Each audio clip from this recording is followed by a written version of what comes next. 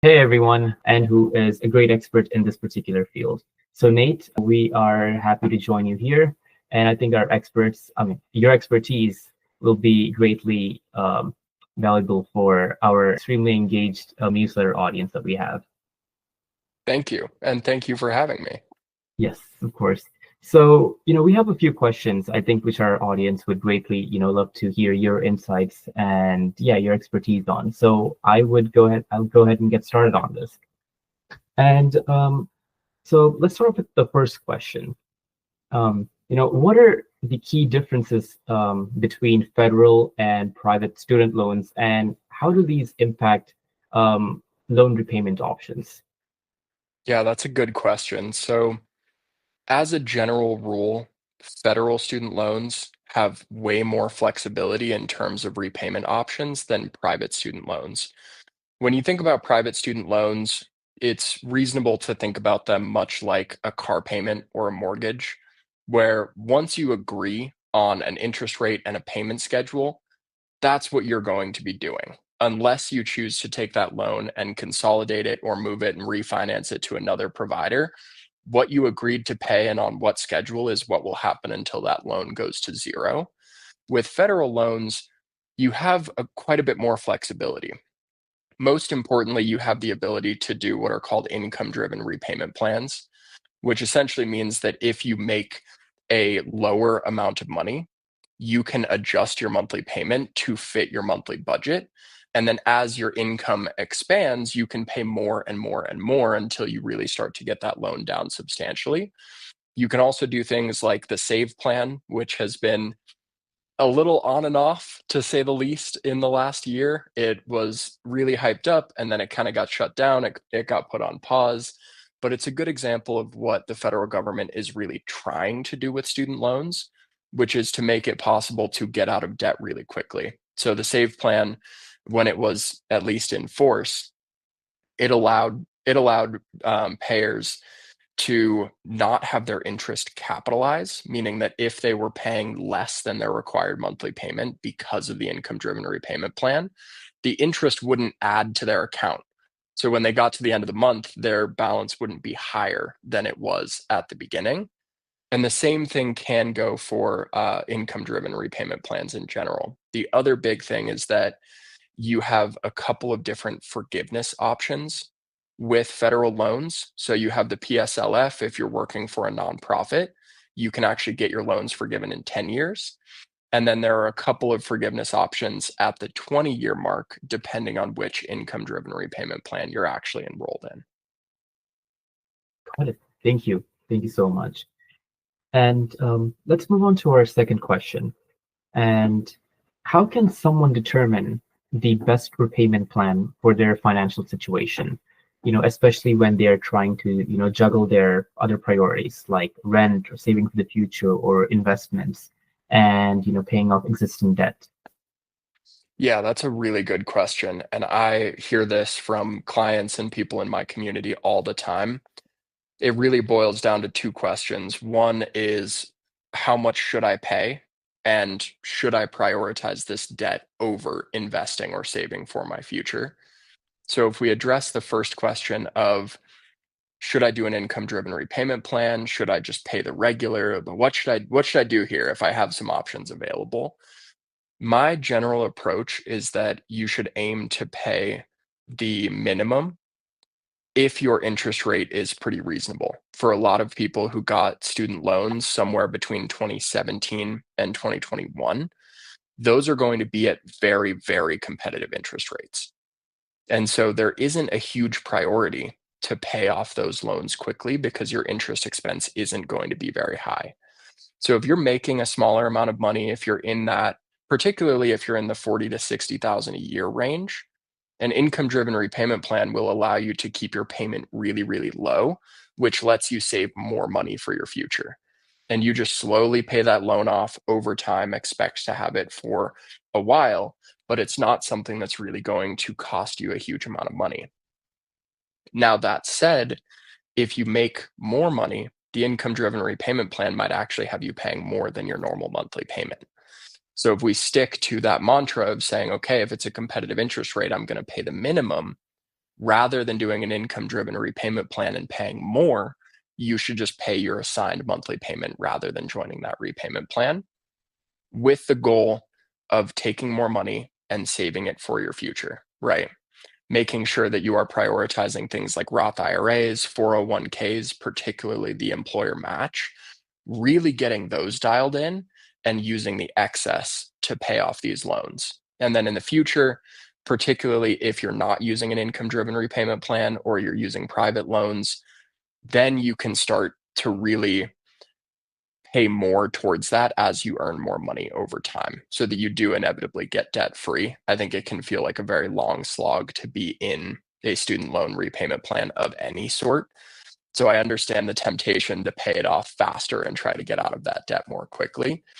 I think that comes later when you have more flexibility in your life and you can check all those boxes first. Got it. Thank you. And on to our third question. So, what are the benefits and potential risks of refinancing student loans, and who should consider this option?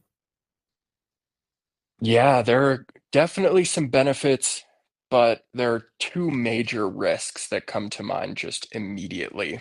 The first risk is refinancing to a higher interest rate, particularly nowadays. We've seen interest rates come down a little bit over the last few months, but they are substantially higher than they were before 2021 and 2022, right? So, for anyone who's looking to refinance right now and consolidate, it's so important to look at what your interest is on the existing loans because it might feel nice behaviorally or emotionally to have all of your loans in one big lump and you just make one monthly payment. But if that one monthly payment is at 7% and all of your little monthly payments were at 4% or 3.5%, you are going to pay a crazy amount of money for that convenience and it's not going to be worth it. So, people who could, oh, actually, I'll talk about the second risk. The second risk is losing the benefits of federal loans. A mistake that I see very, very often is that people will refinance federal loans into private loans because they seem more convenient, or they might have sort of upfront benefits and the tools that they use to sell those refinances. But then their income might change, and now they can't do an income driven repayment plan. Now they can't join the SAVE plan. They can't do any of those things that we were talking about earlier. So the nice thing is that you can do that in reverse. You can refinance private loans into federal loans under certain very specific circumstances. That is one example of a person who might use refinancing and consolidation as a tool, is someone who has the ability to refinance a private loan into a federal loan system to take advantage of those income driven repayment plans and that sort of thing. The other group of people who might benefit from consolidation or refinancing would be people who had loans assessed to them in 2022, for example. So if you have a loan that is at a very, very high interest rate, and now that rates are starting to come down, you can refinance and save some money and consolidate and make your monthly payment more simple. That's a situation where it might be worthwhile for you. Got it. Thank you.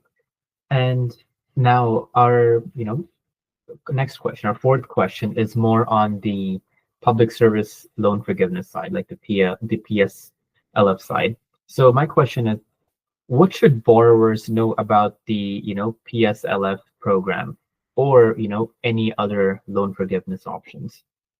Yeah, so the way the Public Service Loan Forgiveness Plan works is that it wants to incentivize people to work for nonprofits or other sort of government affiliated and essentially not for profit organizations. And if you do so, you're given the opportunity to have your loans forgiven after 10 years. So, one of the more common examples I see are nurses and people working at nonprofit hospitals, for example, or people working as teachers and educators. Those are people that very commonly qualify for the PSLF. And the idea there is that you can pay the minimum for 10 years. Again, you can get on income driven repayment. You can find ways to keep your payments as low as possible and push that balance off to year 10 when you can then get it fully forgiven, right? The thing is that PSLF has some weird qualification rules. And what I mean by that is you have to very clearly and specifically track the amount of time that you are spending under the employment of that nonprofit or that qualified organization. And some people got a little screwed up by that, particularly in COVID, where they were unemployed or they had been laid off and they weren't working, but they had a return offer a year later from that nonprofit. So they had a full year that wasn't being credited towards PSLF. That's losing 10% of your progress towards getting that forgiveness. So the nice thing there is that they actually allowed people to go back in and put those hours in for COVID and allow those to qualify. So when we think about PSLF, the first thing you need to think about is, do I qualify? And pretty much every single time your employer will tell you that if you work for them, you qualify. If anything, they will use it as a selling point to employ you. So if you haven't heard from your employer yet that you qualify for the PSLF, you very well might not qualify. The next thing to think about is, how do I make sure that I am properly recording the time I'm putting in towards that forgiveness? And the way you do that is you report it to the I'm forgetting the website now. Let's see. Is it studentaid.gov? I need to double check it. Let's see. I'll find it real quick. Yeah. Yeah, it's studentaid.gov. Okay, cool. And so you go ahead and you will report that time to qualify for forgiveness. And then the final thing to think about is, how do I minimize my payments in the interim? So how do I pay the least amount of money while I am required to be making qualified payments towards the PSLF Mhm. so that I can get the maximum amount of money forgiven? Got it. And just as a follow-up question on this question, so let's say you mentioned nurses and teachers working. Now, let's say there's someone who works at like um, maybe another nonprofit that is not really public service, but more like maybe helping with Veterans Affairs or things of that sort. Would individuals be eligible for that as well if they decide to stay in the nonprofit sector for like 10 to 12 years? Yeah, that's a good question. Really, hmm, I'm not sure I know the answer to what jobs specifically qualify for PSLF. I do know that studentaid.gov has a very comprehensive list of qualifications, Hmm. but the easiest way to do it is probably just to ask your organization. So if you are working specifically for Veterans Affairs, for example, Yeah. you can speak with HR and they will know whether or not they carry that status and whether or not you qualify. So I think that if you work for a nonprofit of any sort, whether it be a nonprofit hospital or Goodwill, whatever it Yeah. happens to be, it's definitely worthwhile to ask them whether or not your work qualifies you for PSLF. And then you can double check that against studentaid.gov. So Hmm. they have the PSLF help tool. Hmm. And this is just a comprehensive list of all of the employers that qualify for the PSLF forgiveness, right? So you can just double check and say, hey, this is the name of my employer. Do they qualify? And you will either see them on the list or you won't. Okay. Awesome. And our fifth question of the day. So, what practical tips do you have for managing student loan payments alongside, building an emergency fund and planning for long-term financial goals? Yeah, so I think there are a couple of things that really come to mind. The first one is that your student loans are a very high priority to pay the minimum, because you can't really default on a student loan. You just have to make those payments. So paying the minimum is one of your highest priorities in your financial life. That said, paying anything beyond the minimum is a very low priority for a very long time. Because what you need to do, as you mentioned, is you need to build an emergency fund and you need to start to invest for your retirement and for your future first. So the way that I speak with clients about this is that really the first order of business is to protect yourself. That is an emergency fund. It's going to turn oh no into oh well. So you're not going to hit that emergency and just be like, what do I do? My whole life is ruined. Instead, you're going to be like, shucks, okay, guess I need to pay this expense, but you have the money available. That's priority number one. The next priority is to save about 15% of your income for retirement and future goals. So that might be for someone that might be maxing out a Roth IRA and getting the employer match on their 401k. That might get them up if they're making 100 grand. That's going to get them really close. Let's say they contribute 3% to their 401k, they get 3% in a match, and then they do $7,000 to the Roth IRA. That's 13%. So they're really close to that 15 already. Maybe they just have to put a little extra into their 401k.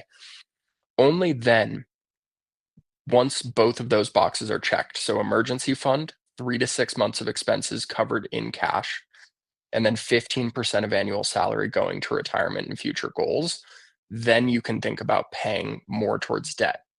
And even then, you have credit card debt, then you have other high interest debt, so things like a car loan, those sorts of things.